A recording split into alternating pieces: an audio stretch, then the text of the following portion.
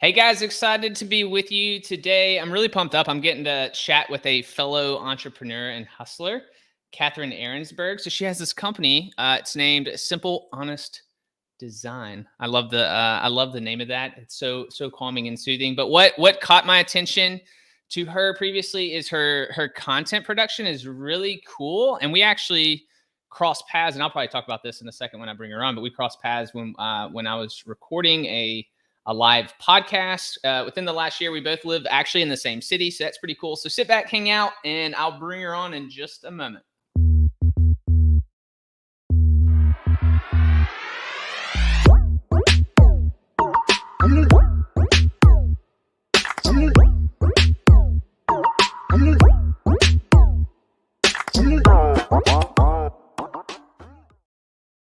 All right, let's bring her on. Miss Catherine, how are you doing today? Hi, I'm great. How are you? I'm doing well. I'm really doing well.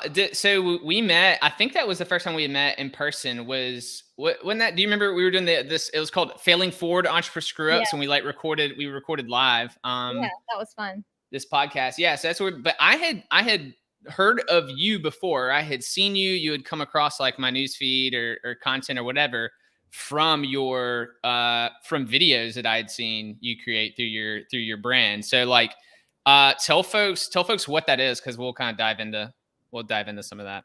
So, I have a web series. I used to call it a web series. I guess it's not even. It's just video content now, on all the various different platforms of social media. Now I'm getting into it. Originally, I started out as doing web episodes of a show. Basically, I just decided to produce my own show. Exactly. Showing people almost like an HGTV version of my own show, where I'm showing people projects that I've done for clients and interviewing them, and kind of just like producing a more long form, like a 10 to 12 minute episode of a before and after of a project. So that and when you say of a project, so to tell people that are like, well, I don't know what you're talking about. We're talking about Sorry. design, like outdoor design, right? Yeah. So, Is that yeah. landscape design? Exterior design, yes. So I have a degree in landscape architecture, and of course there's helicopters passing over right now. I thought it'd be nice to sit in my outdoor space since this is what I do, and it's very on brand to be outside, but we have the helicopters to contend with. But yeah, so I do exterior design, have the degree in landscape architecture, worked in an office for a couple of years, and then really found that my passion was residential design. Okay. And with residential design, there's what I think is fun about it is that there's so many different clients and personalities and lifestyles and everything. So every design is, designed to that person. So every single one is custom and different. And to me, that's just fun. And I just happened to run into a client that was filming their project for their own web series. And that's kind of what launched me into the idea of being on camera to start with. Aha. So once I did that, I kind of got the bug to produce more videos, and then realized that it was a really great marketing funnel for the business as well. Yeah, I mean that's what caught my eye about you. Like, oh wow, this is like serious. This is serious production. Like when I saw it, you know. So which obviously other people would think the same thing. Yeah, the first episode I saw, I was like, wow, this is like you said, an actual TV series that's in our area, but you're using it as a marketing tool for your business. And I thought that was really unique, really cool. And you obviously, I mean, it's serious production. Like, say for other people that are maybe don't really know what it takes or whatever. I mean, I noticed in the video, obviously there is a camera person that is getting multiple shots, obviously, because you have like B-roll footage, which is like, if people don't know, that's, it's not just the action, it's like other shots that will come in to just kind of fill in the audio that's there. And then so you obviously invested heavily into your production side for your business, right? Yes. I mean, it's really the only marketing and advertising I do. So it is my advertising expenditure for the year is that. So when I first started, I bought my own camera, and I sat it on a tripod, and it was terrible, but people loved it. I don't know why, but they loved it. And then I ended up like bartering with a video guy for a while, and then I ended up hiring my own person full time, because I did think it was important. I mean, I listen to a lot of Gary Vee, and I would agree with him that the quality, I mean, just doing it and putting the content out there and the what's in there is more important than the actual video quality. But I had other goals in mind. When I first started, I was very lucky to be able to have a conversation with a guy named Nate Rakowitz. He worked for HBO for years and years, as I believe he was in marketing. But I think I started back, let's see, that was probably like 2015, somewhere in there. I had Okay. a conversation with him. He went to college with my sister. You know, it's not what you know, it's who you know. So she just happened to have this connection with this guy, and he agreed to have a conversation with me. And it felt like it was a TED Talk, essentially. I told him I was interested in starting a YouTube channel and doing all this video. And he just said, this is where media is going. Everybody's going to have their own channel. Every brand is going to have their own channel. And this is how people are going to be marketing. So I just went all in. I just decided, like, he works at HBO. Yeah, exactly. They see the trends coming years before somebody like me would. And so listen to him, you know? And so when he told me that, I just decided, okay, it's time for me to use it as my marketing. It's a great time or a great way for me to learn on camera presence, because that took time. I know people if you've seen my videos now, people are like, you're a natural on camera. No, I'm not. Not a natural on camera. It definitely took me years to make it look like I'm a natural on camera. So if you're starting out and you feel like I'm just so awkward on camera, we all are. Like, there's almost no one who's just thinks it's normal to sit in front of a blank screen and just look at it and talk to people, you know? Amen, sister. Yeah, it's So, super. So funny you said that, because I just put out a video about like kind of like my personal journey from like 0 to 1,000 subs on YouTube. Anyways, I was just like, hey, here's what I've learned. And like one of the points was that like I think my first, and people would hear this and be like, what, 100 video? I feel like my first 100 videos, I could just like delete them now and just be like, whatever. I've improved so much, and like in just everything, right? And like in comfort level, how I deliver information, like editing, that I could literally throw away. I don't know how much time it took me to make the first 100. But I could throw them away because they're terrible. Don't throw them away though, because I think there's probably still valuable information there, and I still, at least for me, I like to look back at them and cringe, because cringing makes me humble. It keeps me humble. Totally. Like, Yeah. those need to stay, because I tell people, go back and look at my first season. To me, it's encouraging to see where I came from and where I am, and think, imagine where I'll be in 5 more years. You know, it's just like a good marker of time to be able to see the progress. Yeah, I mean, yeah, that's a good point. Plus it's motivating for other people. Like one thing that I like to do when I'm checking out someone's channel, I love to sort on YouTube by the oldest videos first. I do that all the time, just to be like, cool, like how long have they been doing this? What was their old content like? And it's really encouraging to see people's progression as well over time. I mean, literally, As they I improve. would sit in front of the tripod and be like, hello, the grass on this side is blue and the grass on this side is brown. It was bad. Wait, do we need to pull up? Do we need to pull up a video right Oh, now? Do I sure. need to find one? Sure. All right, you keep talking. I'll see if let me see if I can trying to find. think of the one, there's one where gosh, I don't even know what it was called. I think it's how to grow grass in the shade, maybe, or something is what it's called. Ooh, okay. I don't know. Like, the content is good. You know Yeah, what I of course. Like, the information I'm putting out into the world is worthwhile and it's good. The other thing I've learned in content creation that I'm still not great at really doing, but I need to be better at it, is it's amazing how many different ways you can slice the same bit of information. Like, I always want to put out these original videos that I've never done before. And I did that last year. I don't want to do it again. But it's like, I could do that same video 10 times and it hit different people's algorithm, you know, in different ways with different keywords and stuff, even if it's a different video. Totally. And yeah, we're actually talking, well, so I just thought about this too. If your video, a lot of your videos have music, so I'm probably not going to play them. I'm not going to play them out loud just They because I all don't have music. Yeah. I think my audio is turned off for this specific interview. Like the computer audio is turned off, but like, yeah, so it won't be helpful. Plus I've gotten copyright strikes for like playing on a live stream something from anyway, so I'm like hesitant about it. But no, I'm totally with you on creating the same content, and it's kind of renewed anyway, right? Something you did maybe a year ago, you're going to be different now. You're going to present slightly differently, Right. and one of the things I love, it sounds like we're going on this, we're kind of talking YouTube and like creating content.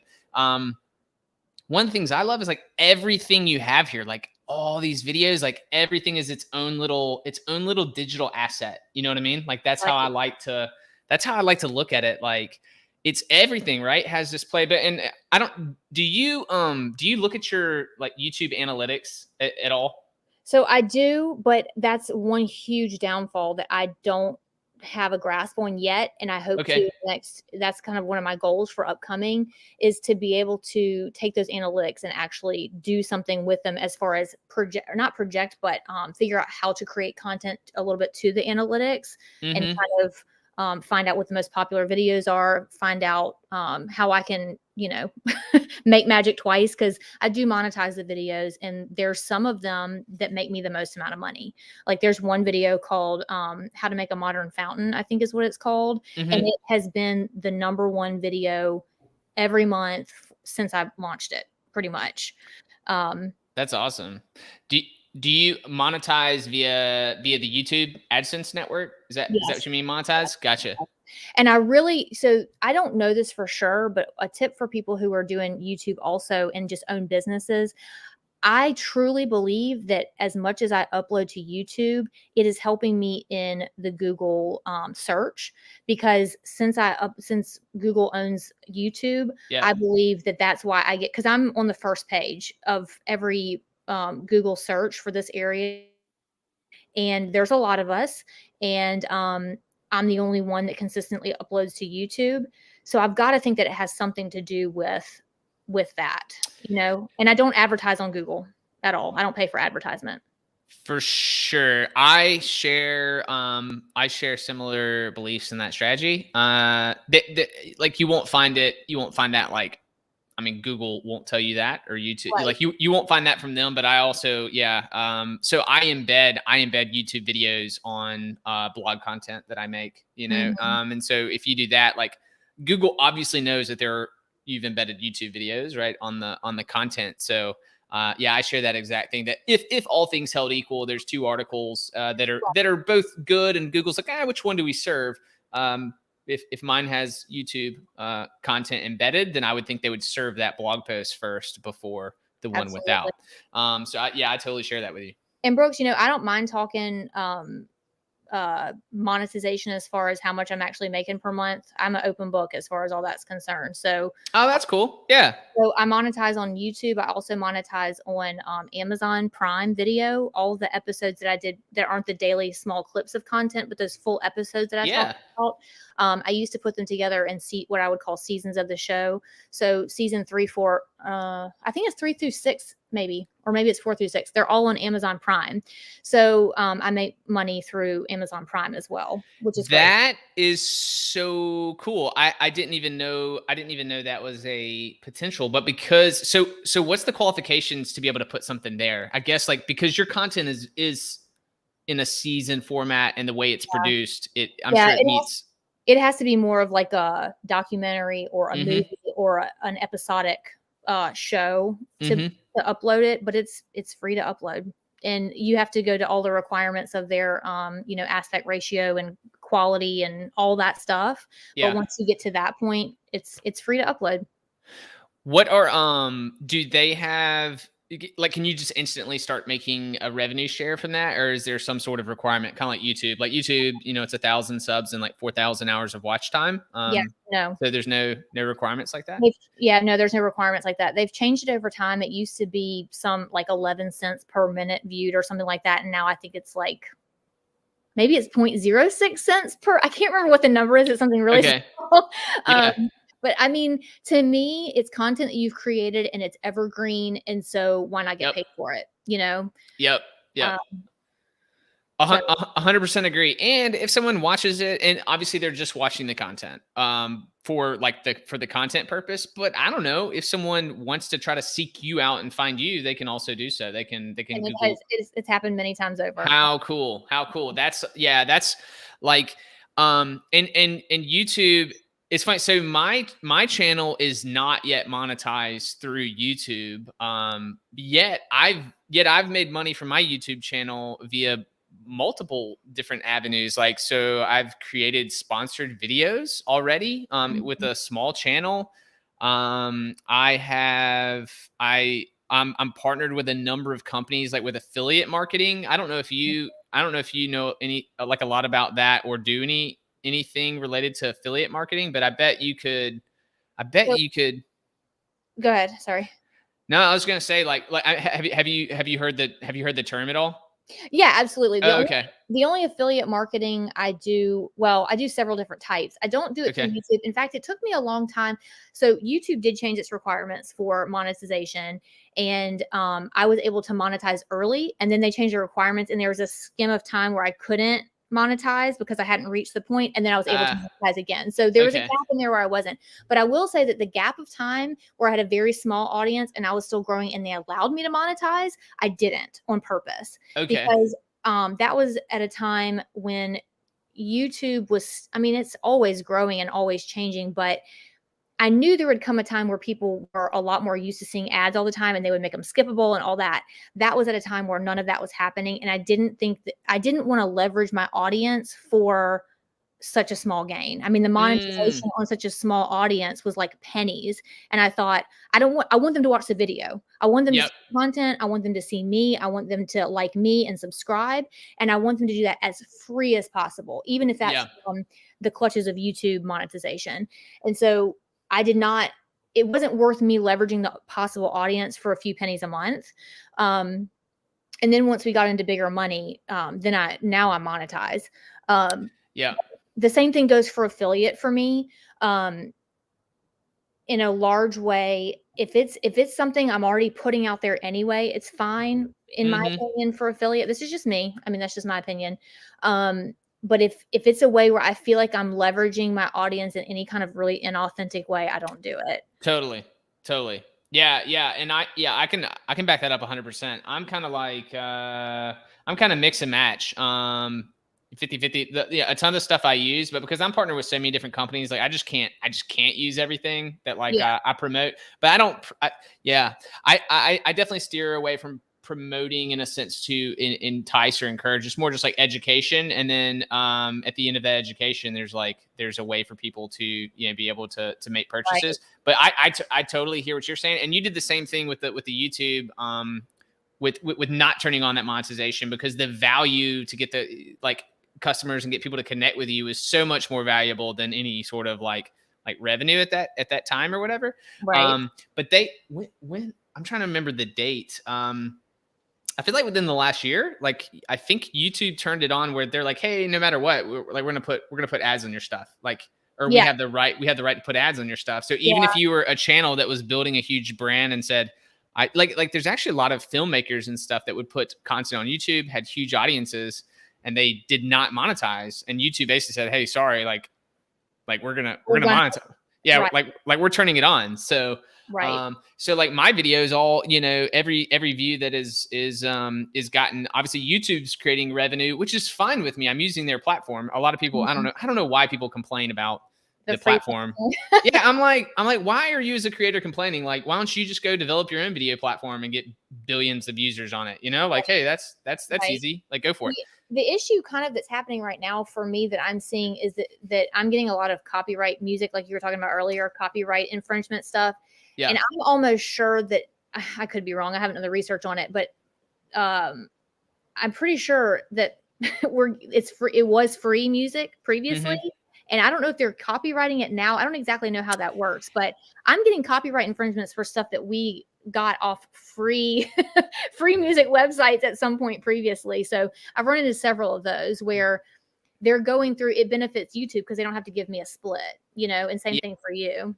Yeah, exactly. I don't know the answer there either. I know what you're talking about, and yeah, I don't know how that works. If they can like later put a copyright, and then and then that's claims. You're getting like a copyright claim or whatever Mhm. on YouTube. All right. So you say, and you don't have to talk dollars or whatever, but you said you're open book, and so I think it's interesting, especially if people are interested to try to do this or like launch a video series and put it on Prime or whatever. Um, yeah. So like just whatever you want to share there from. Yeah, so right now I have about 5,700 subscribers on YouTube. Cheers to that. Cheers to that, Congratulations. yeah. Yeah. um, and it fluctuates depending on the time of the year. During the pandemic, people were watching YouTube like crazy, so we had tons of DIYs that were doing really well. So I would say the height of this year, which was the spring, I was making about $400 a month. So Awesome. who doesn't want an extra about $6,000 a year in just Exactly. passive income? I mean, it doesn't sound like a lot, but it's a lot. So no, that's awesome. Like, I think it's awesome, especially when you start talking about multiple streams, right? Like, it's an additional stream. You're creating the videos not just for that income. You're creating the videos to educate people, to do business, to be there forever or whatever. And just a byproduct of that is some passive income of like ad revenue that's shown on them. No, that pumps me up. And I would Um, say on Amazon, it's usually between $100 and $200. Now, associated with Amazon, my Prime Video is also an affiliate link account. mhm. And so, if there's something, again, if there's something that I purchase for my home and I love it and people just want to know what it is, it's almost like I'm culling items for people to be like, I've already tried it, it's good. Then I'll send them the link and then I'll get a small percentage off of that. I don't know if you're super familiar with Amazon affiliate, but what's really interesting with that is if I send you a link or if you go to my Amazon store, just as before you start shopping for anything else, I'll get a percentage of no matter what you buy, even if it's not something that I'm directly linking you to or have recommended. I will get a percentage just because you launched from my store first, even if you don't buy Exactly. anything from it. So it's really cool. Exactly. I think it's like a 24-hour window maybe that Yeah, I don't know. that's allowed for it. No, I think that's awesome. I've heard really cool stories of people being like, "Oh, thanks for that couch purchase when I was Yeah. I had people when I was buying. linking you to a, piece of software or whatever." Anyway, I Yeah, don't know. yeah. I mean, Um, people will, because they show you what, in your company profile, it shows you what people are buying, and it was like bird food. It was yeah, like right. things that had nothing to do with me whatsoever. It Like, was really cool. thanks for that bird seed, yeah, that you needed to get while I was referring you to something else. Like, that's Yeah. amazing. Yeah, I think it's pretty cool the way that works. So do you have is it like an influencer page or like a shop page? I don't have one of those set up, but you have like a page set up with like all these products that you Mhm. like recommend, like no like Mhm. trust recommend. Is that right? Yeah, it definitely needs some work, but yes, I do. It's Okay. amazon.com/shop/simple honest design is Oh, where it cool. is. And I have a lot of it in it'll be things like my favorite pillows or my favorite, outdoor furniture or whatever. And then I also had it categorized under getting the look for less from some of the episodes. So it'd be like, the Sasser residence, I would have listed in there the exact glider that we use, the exact side table that we use, and stuff like that, so that people can shop the episode through my Amazon site. Very cool. Yeah, very cool. And then you could I guess you could even link just like that direct little group of stuff like from the episode or something. Yeah, so So I can put it in the YouTube yep. description. I can put it underneath so that people can shop it directly. Yeah, exactly. That's so cool. Okay, so when you set out for this creating a series and videos and whatnot, did you have this in mind? Like, or has this been like a growth pattern? Like, were you thinking, oh, I'm gonna grow a YouTube channel and like I want to make AdSense and oh, I want to put the series on Prime? Or did that start kind of happening as you were going along? I would say it's evolved over time as anything does. I think originally in my head, what I wanted, the dream, was for me to produce episodes that were so good and so the quality was so good that like a Netflix would pick me up and be Love it. like, we want to put your show on Netflix. That's what I wanted. Everybody would say, don't you want to be on HGTV? And I had already talked to the HBO guy, and I'm like, no, I don't want to be on HGTV. That's not that's not where I want to be. But I will say that in my brain, the goal of being on a streaming service like Netflix, the goal was not to be a star or to be the host of a show for any kind of popularity. It was because I knew that that would hit a huge benchmark for my business, and I would have more business than I would know how to handle. So I knew that it would be a really great platform for people to just hear my voice and see the talent, and you know what I'm saying, and then hire me from there. So it was almost like I just wanted the streaming service to pick me up as a step to the next place business wise. Yeah, yeah, that makes sense. So do you still want that, or do you want Oh, to? absolutely. I love it. Okay, Yeah. But I okay, will say I have learned over time. I have been pitched by DIY Network and HGTV several times now. okay. And so I've learned the process that it takes. And it used to be, I felt like you could make that a goal. You could make an HGTV or some sort of show a goal. And I don't think, at least for HGTV, what I've learned from like that end of things, you can't really make it a goal. They want to discover you. They want for you to be like, you don't have to be a landscape designer in order for them to put you in the place of a landscape designer, right? Yeah. Like there's plenty of people on HGTV who they plucked from some other job to be a DIYer or to be a home renovator. And so I realized somewhere along probably like the third time that they had pitched me an idea and wanted to try to include me in the pitch. It's a very long process, and it's less likely that you'll get on a show like that than or get chosen, it make it through to even like a pilot than it is for you to get selected for an NFL draft. So like once you know the numbers and you understand what the process looks like, you realize how much you can't really you can't goal for that. You can't really you can't plan for that or goal for it. If it comes along and it happens, great. But if it doesn't, then I can't be sad about it because it wasn't on me to be able to plan it into existence, you know? Totally get it. And that makes sense. So kind of like if that happens, great, but you're not pushing, oh, like let me go and reach out that way because you know the process and you just know how it works. So does that mean that you are YouTube for you? I mean, that HBO guy told you, he said, hey, this is where it's at. Yeah. When was that conversation for you that I think person told you that? I think it was 2014 or 2015. I think it was 2015 though. Okay. And so that was 6 years ago, or, whatever, 5, 6 years ago. Do you still think that his advice is correct? Do you see that that's the direction? I mean, I do too. Yeah. So Catherine just nodded her head if you're listening instead of watching. So, I 100% agree. It's so amazing to see.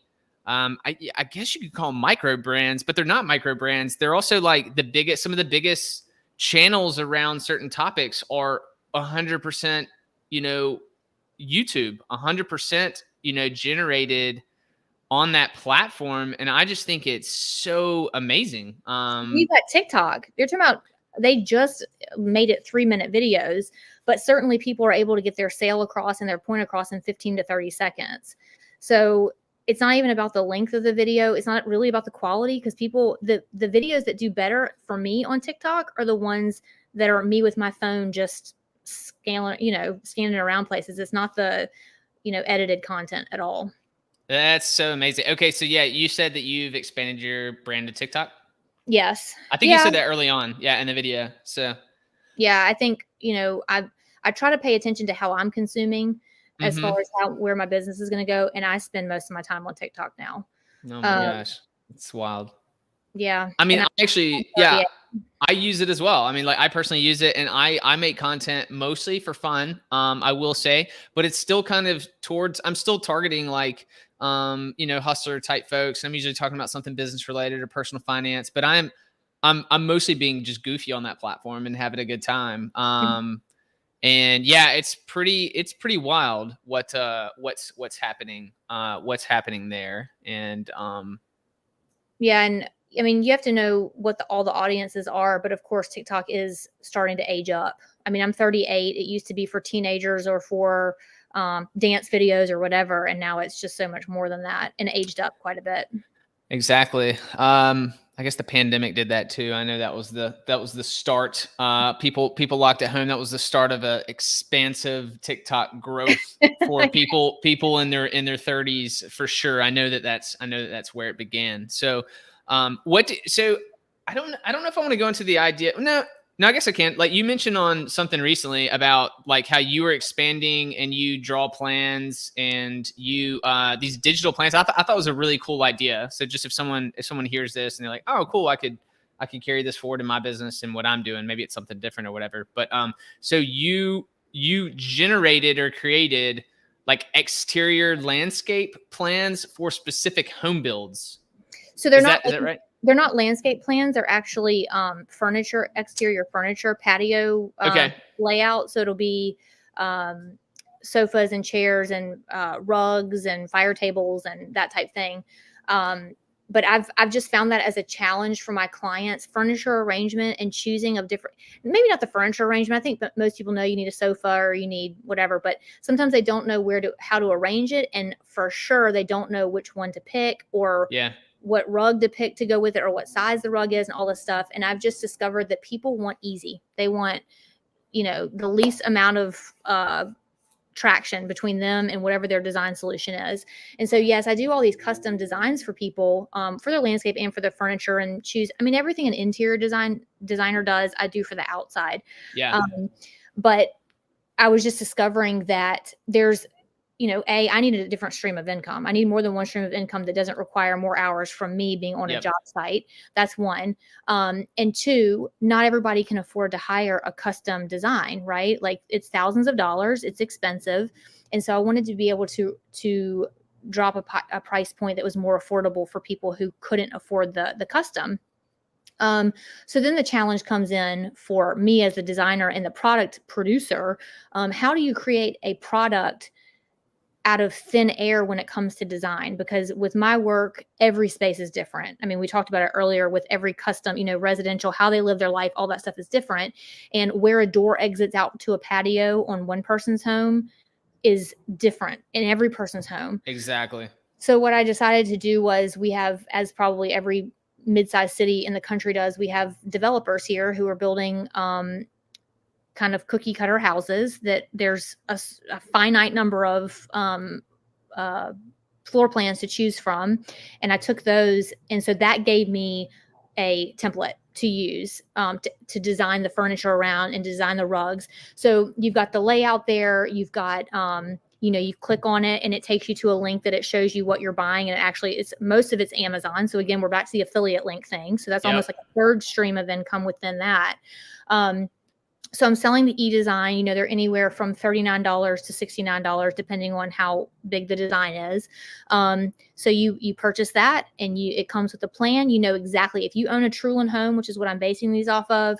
If you own a Trulin home and it's the Camden layout, you can buy that layout and you will have everything you need to know exactly how to lay out the furniture, how to put the art on the wall. I give tips and tricks for what type of, hooks to use to put that thing on the wall. Crazy. And then you click on it and you can just purchase it from Amazon and have it shipped to your house. So, it's just a really, easy. Of course, we're going through hiccups. We're in a second iteration now. The first version, the second version is better than the first version was, and I'm sure we'll continue to improve. And they're not even yet available. We're talking about them and I haven't even finished them up yet. But we're getting there. So I'm excited about the possibility of that extra stream, of revenue. I think, when I heard you mention it on a call that we were both on, I was like, oh man, that's a super cool idea. I just thought it was really intriguing and cool. And like, so what sparked you to do it? Or did you just see a need, or had you seen someone do that before? Or like, how did that come about? I think I was just dreaming up ways again to have that extra stream of revenue. I mean, I don't know. I probably was inspired somewhere along the way, but I don't remember specifically where I came up with the idea. I think in my world of interior and exterior design, you see a lot of they call them inspiration boards on. I don't know if you're married, Brooks, but a lot of women they follow all these.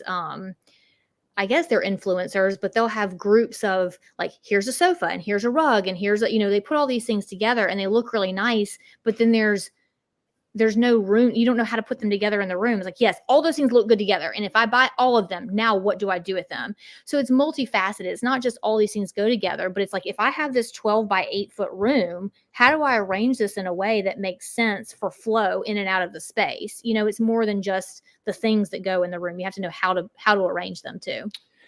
Got you. So for those plans that you're putting together, do you have to find the people that purchase the home, or? So this is where the rubber really meets the road, and where I have the biggest fault and issue. I'm a designer. Like, that is my background. My background is not in advertising. I've learned to advertise for my business through the videos, but when it comes to strategically, like I mentioned earlier, analyzing those numbers and then creating something to them, that's difficult for me. And that's where I really need help going forward.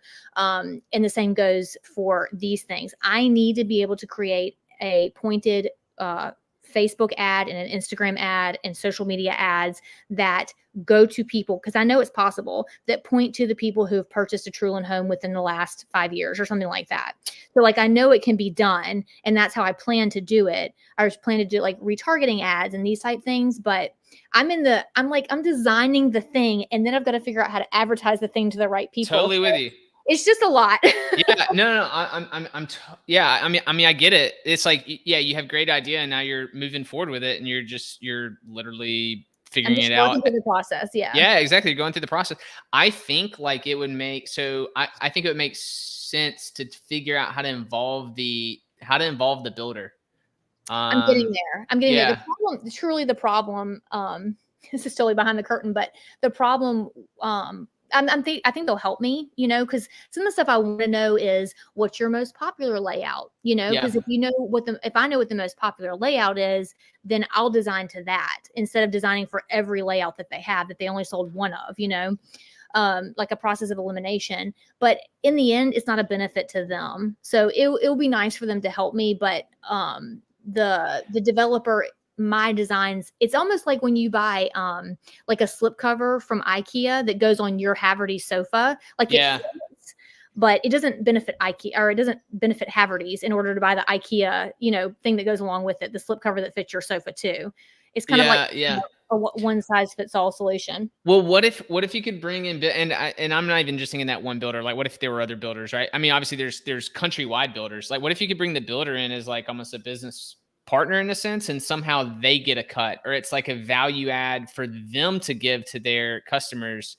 Right. I don't know. I just wonder if that's possible. And the question too is like, is the affiliate, like, could the affiliate revenue be enough where I mean, let's say that home builder, you can say, hey, I'm going to give this to you packaged up. If you know, want to give this to your home buyers, maybe they send it to thousands of people. You know, if 5% of those people buy your packages, what kind of income does that end up being? Maybe it's comparable to what it would cost you to go out and like advertise and try to find those customers and then sell them the plans. I don't know, just another kind of like just another avenue maybe to go to get there possibly. Yeah. And you know, the goal and the thought originally was to eventually manufacture, or to at least white label my own furniture, so that then I could be pointing the sale of, you know, directly to my own product. With supply chains and manufacturing being the way they are right now, that's off the table for me completely. But it's definitely, the thought is that it's more than just an affiliate link. It's an actual sale that I'm making a large percentage off of. And then it would probably be very much worth to give the design away for free in order to just make the product sale. So yeah, it's ever evolving. It's a very long-term plan. Like, welcome to business, right? I love it. And you know what? When you just said that about your own white label product, you just made me realize, I'm like, you and I literally are in such similar businesses, but just not the same industry whatsoever. Like, right. So I'm building my personal brand, and I refer people to products and services. So I produced an event a few years ago called Gulf Coast BizCon, and it was an event. It was cool. It was cool, funky, like business conference. You know, we got like 100 people there or something the first year. Well, then the second year, the pandemic, we were literally marketing, promoting, had all the speakers lined up, and then we canceled it. I've since made the decision, like, wait a minute, I'm growing my personal brand now. If I produce another conference, it's going to be in the future. It's probably going to have Destroy the Box in the name. And Like it may be 5 years from now, but I'm not going to do it until I have a large enough brand where I could actually produce a conference. Should I decide to do that? The other thing too is I've also thought of like, products that are related to my audience. I've thought of like software tools that, but all of that relates around me having an audience large enough to be able, that like know, like, and trust me to be able to say, hey, like, what do you guys want? Or I'm working on this. And it's just really interesting because it's very similar to what you're doing with content and, talking about a white labeled, product furniture. It's so similar, just in complete different industries. Right. Yeah. And what's interesting that I've found that I'm not sure that some brands, I think they're getting there, but they haven't 100% caught on with yet, is it's amazing how small of an audience you can have to sell a product. Like, I think the micro influencer is really where it's at as far as really getting your biggest bang for your buck from sponsorships and affiliates and things like that. I just worked with a flooring company for my outdoor pavers that are on the floor behind me here in the space I'm in. And I was the first influencer that they had worked with. And I have across all YouTube, Instagram, Facebook, all those things, I probably have a total of maybe like 12 to 15,000 followers, which is very small. And it's divided, right, between all these different groups of people, because all the people that are in Facebook are a different group of people that are on Instagram and all those different things. So, it's a little risky, and people think, well, who can you reach? Who's going to buy this product? But it turns out that the people who are in my audience are so engaged that it turns out that they're probably making more through the sale of the product that I was advertising to my very small audience than someone with 1 million followers, that a lot of them are either bots or people who aren't really engaged, or they're hate following, or, whatever they call it. It's just really, the engagement is really so important. I think businesses are starting to come around to that, but it took a long time for me to be able to convince a company to advertise with me and just to do a sponsorship. I was like, they really are engaged. Here's the numbers. They're small numbers, but the percentages are very high, Exactly. And so on that front, there's no like perfect playbook for it either, right? So these companies are hesitant. I mean, I get it, like advertising and marketing dollars for smaller companies are kind of coveted or whatever, but like but also, there's just no it's so new. Like this whole industry of trying to do this is so new, and there's also no perfect pricing. So like what someone may charge may be completely different than what you may, charge for a promotion or a service. What you can package together for some sort of sponsorship promotion can be so unique and interesting. It's just, there's nothing on the market, maybe locally, that you can, put that the price tag on. It's just, it's a multifaceted approach. I think it's super interesting. I think it's great. Obviously, I mean, coming from my background, I think it's awesome. So, and I think we mentioned earlier, and you were talking about products for your audience and stuff like that. I will say that something I decided, along with the not monetizing YouTube, something I decided a long time ago was that I was not going to make content for companies who sent me a product. Like, I'm a business, and I like, string lights don't pay my bills. Nope. Making a video that costs me money to make, when you give me a free product, unless it's a very nice free product, does not make me money. And it has to make me money. There's of course some very strategic ways to do product. Here's an example. If there's a company who wants to offer you a very nice product, and you see it as a way to prove yourself in the sponsorship world and go, okay, if this company will work with me and I can get some really good analytics from them to use for other purposes later on, I will do a product type thing. Right. Because I need it. It's kind of more selfishly, I need for the analytics to come through in order for me to get even more sponsorships and prove myself to other companies. But I mean, I would have so many be like, do you want this, TV lift thing? It'd be great in your outdoor. No, I don't want it. I don't want the string lights. I don't want, whatever your $30 product is. I don't want to leverage my audience for $30. Yeah, there's absolutely nothing wrong with with that thought process. That is, I mean, in fact, you having that feedback to those suppliers or whatever, manufacturers, whoever, is good for the industry, because anyone that actually does those deals, it further furthers that, like, oh, cool, we can send something that cost us $2 that has Right. a $30 retail value and get potentially a lot of value I think it's and harmful. amplified value out of this. It's harmful from a lot of different perspectives. It's harmful from the different company perspective, and it's also harmful for people like that are listening to this right now going, well, I see she's getting all these things. I should do that too. And they're watching people who haven't made the decision that they are running a business and not running, like they're just decorating their house with stuff. And I think that that's also another definite like delineation that I've made in my own brain over the last year or so, is a difference between someone who is becoming an influencer, like that is their full-time job, and someone who is running a business that can influence. I'm in that second category. I'm a person who has influence, but I'm running a business, like running a landscape business. My business is landscape.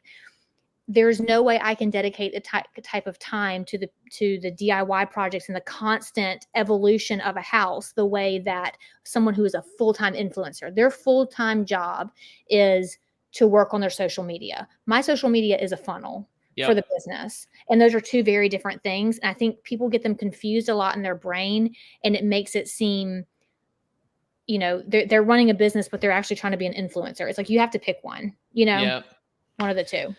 Yeah, no, that's good. That's good. Yeah, it's super good feedback for anyone to listen to this. So, hey, I know. So we're approaching your go time. You have a meeting coming up. So maybe just tell folks, if people were like, oh, cool, this Catherine girl, she's cool, what's the best way for folks to kind of find you?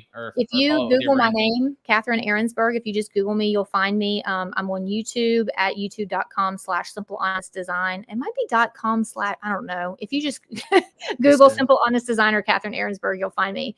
But Arensberg is spelled with a B-E-R-G, not a U-R-G. So that might make it easier. Nice. No, that's super helpful. Yeah. And I'll put links down. I'll put links down below to your stuff so people can find you. So, well, perfect. Cool. I've enjoyed connecting with you, and I'm glad we got to have this conversation. I learned some new stuff about you. Amazon Prime Video series is incredible. I had no idea that was even a part of your game plan. So I thought that was super cool. So, all right. Well, thank you so much. And we'll talk more soon. Okay. Thank you, Brooks, for having me. All right. See you, Catherine. Bye.